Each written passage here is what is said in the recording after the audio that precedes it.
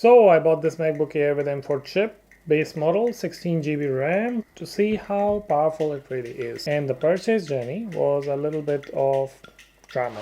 So I ordered this MacBook last week and the Apple website told me that it will be delivered tomorrow. I was pretty excited, so I woke up early in the morning because my DHL delivery comes between 8 and 8:30, and it was 8 and then 9 and then 10 and there was nothing. And so I went on Apple website to see where is my MacBook Air. So there was an address problem, so I called Apple and I could not get through any of the agents. I kept going in the loop. So then I called DHL. DHL was the one who was actually handling the delivery. So they told me that you have two options. Either we deliver it tomorrow or collect from our collection spot. Because I get excited like a kid about all the tech products, I went off to the DHL collection point and finally got my MacBook Air.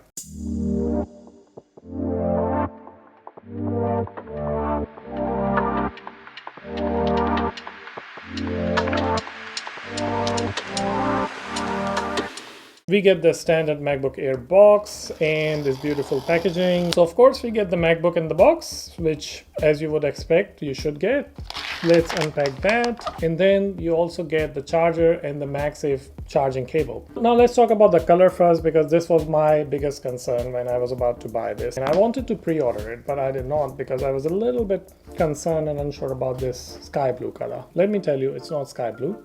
It's barely blue. The reason I did not pre-order is because I wanted to see it in the store. So I went to a store and I saw it, and it's actually not blue at all. It's literally a spot of blue in the silver model. You don't really even see it unless you actually put it to a specific angle, or you put it next to a silver MacBook Pro, and then you can actually see the difference of the color. It is a really nice color, and I usually like to go with light grays and whites or blacks, but I kind of like this new color. So we get an amazing 500 nits brightness of screen. Along with that, we get a 12 megapixel camera, which has a center stage capability as well. What that means is that if you are someone who likes to do a lot of video calls, that's perfect for you, because the center stage means you'll always be in the center of the stage, as the name suggests. 12 megapixel camera is pretty decent for a laptop, to be honest, which means that you will get a really crisp video, because 12 megapixel camera used to be the primary camera on iPhone not too long ago. 12 megapixel, pretty good for this laptop. So we are getting the new M4 chip, which is super fast, and the base model of these laptops is at least 16 GB of RAM, which I think should have been the case from day one. I didn't understand why we had 8 GB RAMs for so long, because nothing really works on an 8 GB RAM, especially if you are someone who uses Google Chrome, which I do.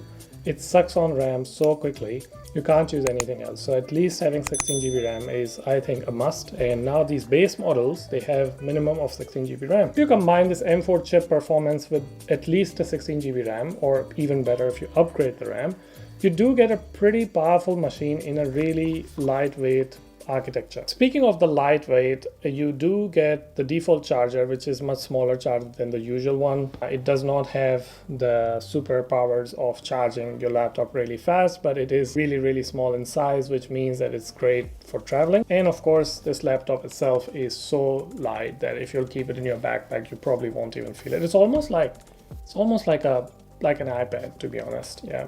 The two things that I wish were a little bit different. One is that you only have these two connectivity ports, which means you can connect two 6K displays with this at the same time, which is great for a really small machine like this. And if you are someone who has two 6K displays, let me know, because I would love to know who you are. But when you do connect your two 6K displays, you don't have any other port, so you cannot connect any other SSDs.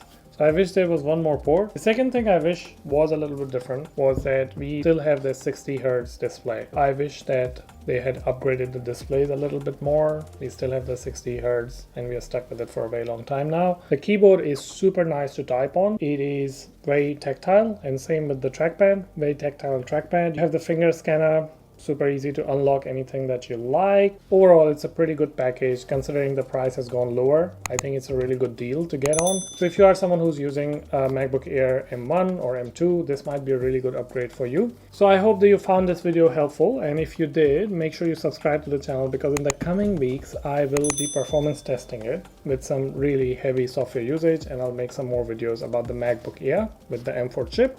So if you have subscribed, you will see. Make sure you subscribe. And let me know in the comment section below, are you thinking to get this, or are you thinking to get some other Mac? Let me know, because I'm really interested to know how many people are actually going to get this. See you in another video. Have a good day.